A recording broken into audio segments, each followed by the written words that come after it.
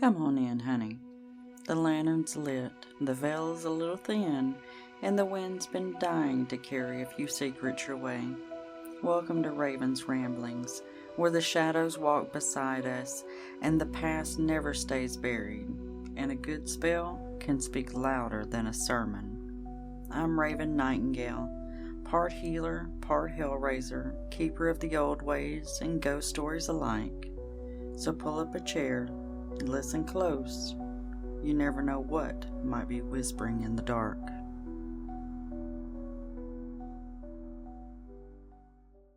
Welcome back, everyone, to Raven's Ramblings. I'm Raven, of course, your host. This is a place where we kind of explore the magic and the mundane, and the spaces kind of in between.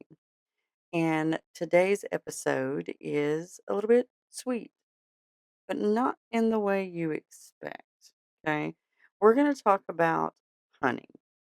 Now, me personally, I have been around honey my whole life. We had beehives growing up, and every summer we would have to go rob the bees and sling the honey and stuff. So I've been around honey my whole life, but not just as a food. It has been a medicine. It has been magic, and it's something that has been kind of quietly working its way through human history for thousands of years. Because honey is not just sweet, it is binding, it is preserving, it is slow. And like most things that kind of move a little bit more slow, it goes deeper than you think. Okay. Because honey is part of an ancient magic. Right? Ancient Egyptians actually used honey in their embalming process. So, yeah, super old. Greeks offered it to their gods. You know, that's amazing. Folk healers used it on wounds long before any modern medicines showed up. Okay. Now, across the cultures, honey keeps showing up in those same roles for the healing or in offerings or sweetening or preserving because honey does not rot, it does not spoil, it holds. Okay. And that alone should tell you a little bit something. Honey is not a fast magic, it is not a flashy magic. It is the kind of magic that sinks in and stays. All right. So let's talk about one of the well known uses of honey. It is used in a lot of sweetening spells. Okay. And this is really where honey earns its reputation because the idea is very simple. You take a situation or a relationship or a person and you sweeten it, not by forcing, not by overpowering them, but by gently shifting the energy. Honey jars are probably the most common form of this. You would place a name or a petition or some herbs, maybe even a candle on top, and you just let it sit. And that is the key to honey magic. You just let it sit because honey magic does not rush. It's going to do everything in its own time, and it works like roots growing underground. It's very quiet, it's very persistent, it's unseen. Okay? Now, let's go the other direction about that. So let's talk about something that people don't normally say out loud, which is just because something is sweet does not mean that it is harmless. Sweetening magic lives in kind of a gray area because you have to look at it from both sides of what your intention is. Are you improving a relationship or are you influencing someone else's will? Are you creating harmony in a situation, or are you trying to control the outcome? There's no universal rule book here, but it is important to ask yourself, am I inviting that sweetness or am I trying to manufacture it? Because honey can bind. And we all know binding, even gently, is still a binding. And we want to be super careful there, depending on, like I said, what your intentions are. And this is where that matters Your intentions are going to matter with this more than the ingredients ever will. All right. Now, let's step out of the magic and out of the spell work for just a moment because honey is also very deeply rooted in physical healing. You can use it for things like minor wounds and burns. It is amazing for sore throats. It's great for herbal infusions. It's fabulous for skincare.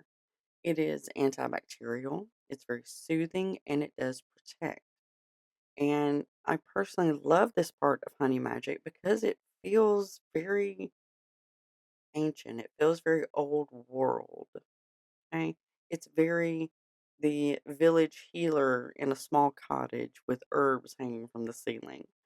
And it reminds us that magic does not always need to be elaborate. Sometimes it is just a warm cup of tea and a spoon of honey and the intention to take care of yourself.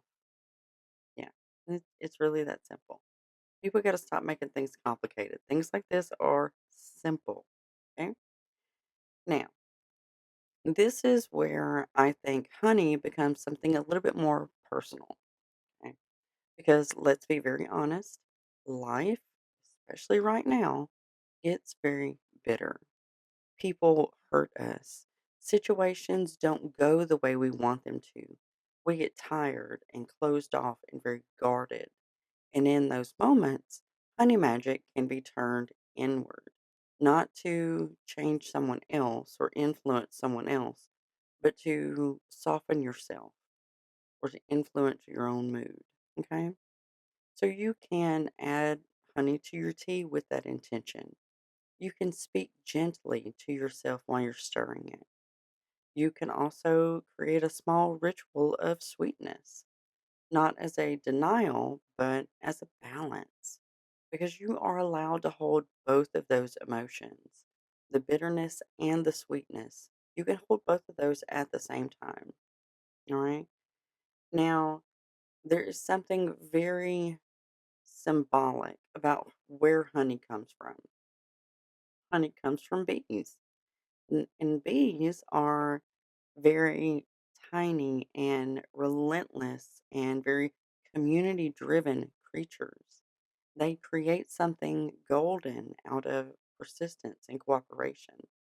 Honey is not made quickly, it is gathered, it is transformed, then it is stored, and then it is protected. And there's a very important lesson in that that not everything in your life needs to be rushed.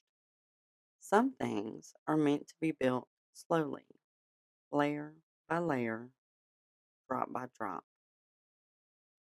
So, if you were taking anything away from this episode, let it be this: honey is not just about sweetness, it is about patience and intention and preservation. Preservation? No, preservation. Look at me, get my life together. It's also about quiet transformation. It's a magic that doesn't necessarily demand attention, but it does change things anyway. Okay. Now, if you feel called to work with honey, start simple. You don't need a perfect spell, you don't need fancy tools, just a jar and a spoon and a little intention. Thank you for listening to this today. Hopefully, I got my brain together on that. In my head, I'm squirreling around, so I'm trying to focus. Trying to focus. It's really hard sometimes. But thank you so much for sharing this space and this quiet and golden moment with honey because, oh, I don't know about y'all, but I do love honey. We actually went on a trip a month or so ago and I got some honey from Mexico and it is superb. And another thing about honey, this is just my own personal experience. If you move to a new location, like if you move across the state or in a different state or whatever, when you first move, go to your farmer's market there and get some local honey. It will help with your allergies and stuff and kind of get your body acclimated to what your new surroundings are. Yeah, I know. I don't know if it's an old wives' tale or what, but I've been doing it all my life. So, well, once again, thank you for listening. Please follow, like, subscribe, leave me a comment, send me a message. Check out the website, ravensramblings.com. I've got a blog going on there. We're getting ready. We're like I'm a group of people. I'm getting ready to put out a newsletter and hopefully engage a little bit more. Check me out on TikTok under Ravens Ramblings Podcast. And of course, have an amazing day and try to stay a little witchy, whether it's sweet or not. Bye.